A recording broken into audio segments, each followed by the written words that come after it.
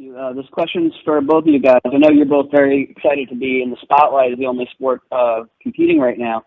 But given the public health situation, did either of you have any reservations about participating? And are you satisfied with the testing plans the UFC's got in place for this thing? Well, I'll start with Tony.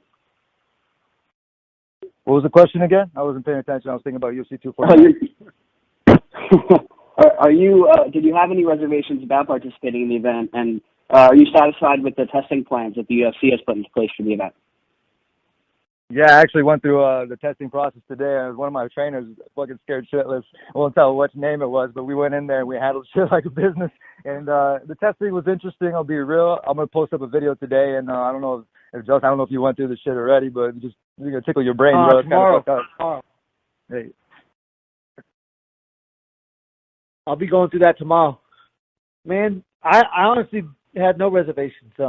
Fighting is very dangerous. So I think we'll be just fine. When it comes Have you made any Sure. Have you made any changes in your travel plans and how you plan to go through everything, getting to the event and whatnot? Has anything changed? Wearing a mask. I wish they put us on a private plane, but that didn't happen. So here we go. I felt like Sub-Zero on the fucking thing. I was walking through everywhere and I had my shades on and my shit. It felt like Mortal Kombat. Just waiting for that Fight Island, man. That's all we're trying to wait for.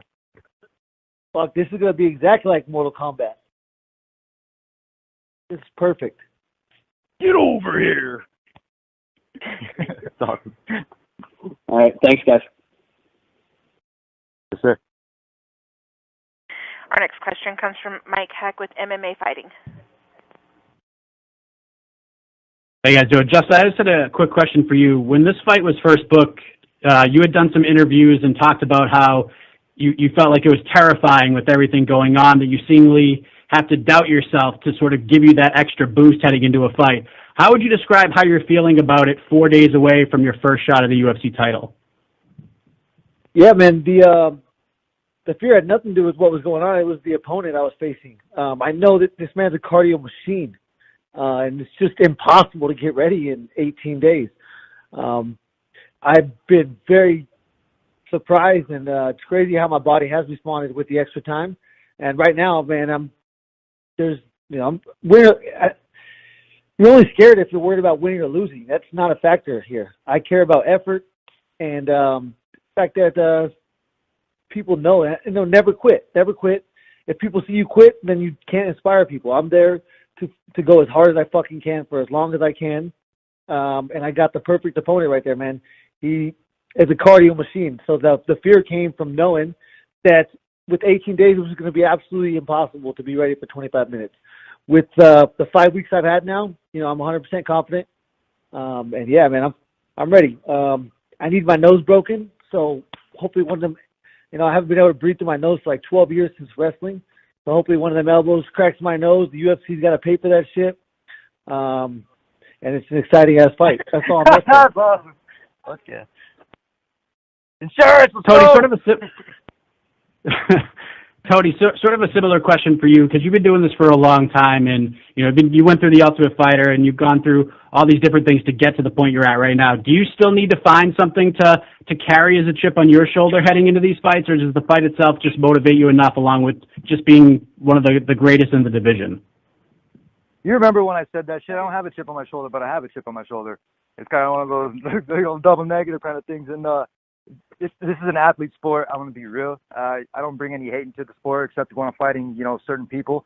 But we have another athlete who's game. He's Olympic caliber, and we're going to go out there. And like I said, man, I'm not going to try to be lame and say we're going to do our best and do 150% and everything else like that. But who fucking raw, man? We're fucking men. We're going to go out there and we're going to give a fucking show, dude. I mean, literally, it doesn't matter. It will be a war. It will be a war, and the people will fucking love it. We're going to go out there and we're Tony, going to also, man, and we're going to shake hands. And I'm going to be, hold on, I'm still talking, brother. Just kidding, man. Go ahead. I was just gonna say, you know, there's no hate here. There's a lot of respect between both of you guys. You guys kind of know what you're up against. You're going to go in there and you're going to go to war for as long as the fight takes place. But how refreshing is that for you, just knowing that you're going to go into a fight with a guy who's just as game as you are, that's just as fired up as you are, and there's no hatred or BS to be thrown around here in terms of headlines and clicks and things like that. That's why we're main eventing, man. That's why everybody else, and we got other people fighting on the undercard. I'm going to be real.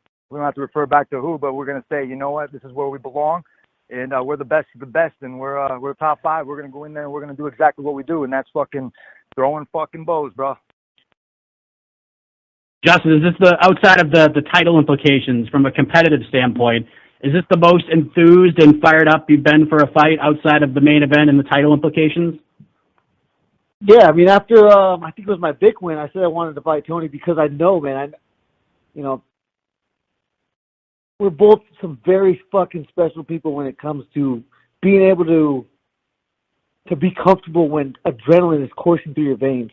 That is not something that is natural. That is something that has been learned, been worked on. And that feeling when it's going through my veins, it's the best drug on earth.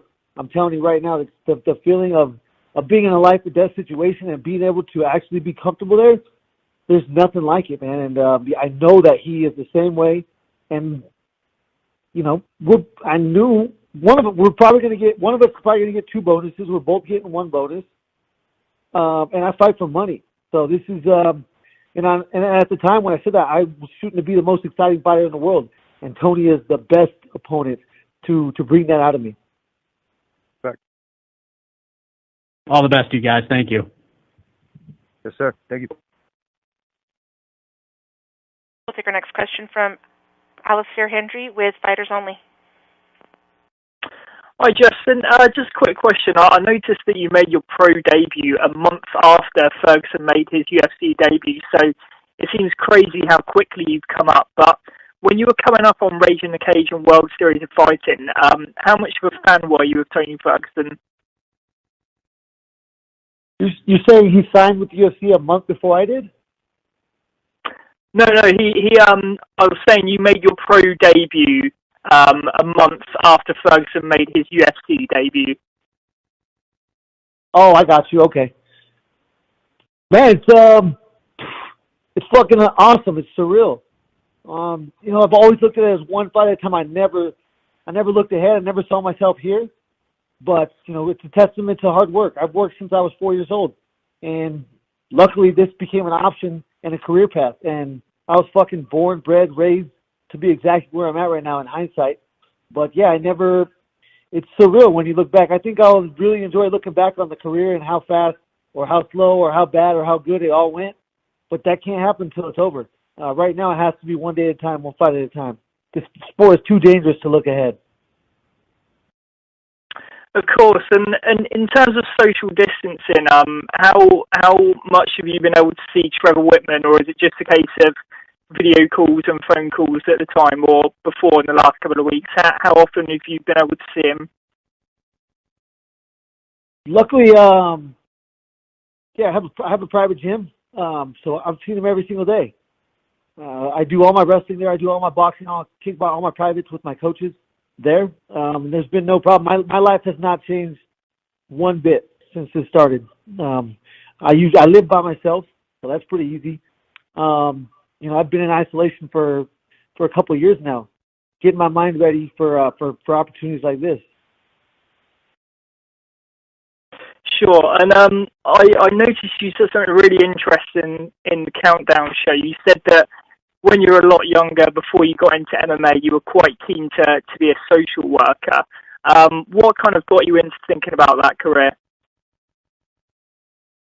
The biggest thing was having the parents that I have. I have amazing, unbelievable parents. And, now as I grow up, I understand how lucky I am for that. It's not something that is given to every person, and it's something that, that we don't all get. And so when I understood this, I thought if I could be that positive influence for one kid, much less 100. Now with this platform, I can reach much more. But if, in my mindset, it was like, I was lucky enough to have that, and I owe it to at least one child to try and be a positive influence or try and change the negative connotations that they have on life. Cool, great, thanks. So I've got one question for Tony as well. In terms of entertainment value for the fans, would you say Gaethje is the most exciting replacement for Khabib you could have asked for? Justin's a game opponent, man. God, I'm lifting weights right now. I want to be real. I'm not worried about what he's bringing to the table. I'm worrying about exactly what I'm doing, man. We went back to basics, and it's a grunt lifestyle. I'm gonna be real, man. No comment after that. I don't give a fuck about Khabib or, like I said, McNuggets, dude. These guys are a bunch of bitches. Tiramisu Tuesday, McNugget Monday stays. And we got Gaethje, man, and I can't wait till Sunday morning. Excellent, cool. Thanks for your time, guys. Yes, sir. Thank you.